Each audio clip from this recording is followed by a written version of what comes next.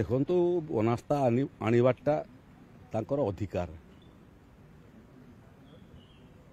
ଅନାସ୍ଥାର ଦୁଇଟା ଦିଗ ଥାଏ।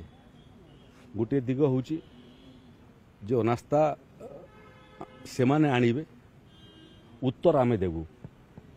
ପ୍ରଶ୍ନ ସବୁ ଯୋଗାଡ଼ କରିକି ରଖିଥାନ୍ତୁ, ଉତ୍ତର ସବୁ ଶୁଣିପାରିବେ ନାହିଁ। ସେମାନେ ଅନାସ୍ଥା ଆଣିବା ପାଇଁ ଚିନ୍ତା କରୁଛନ୍ତି।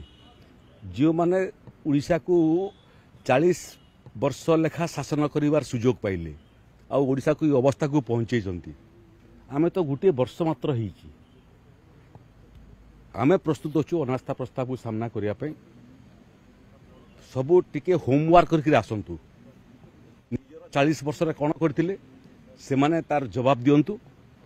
ବିଜୁ ଜନତା ଦଳ ଏବଂ କଂଗ୍ରେସ ପାର୍ଟି ଉଭୟ 35-40 ବର୍ଷ ଲେଖା ହିସାବ ଧରିକି ଆସନ୍ତୁ। ଆମେ ଗୋଟିଏ ବର୍ଷର ହିସାବ ଦେବୁ।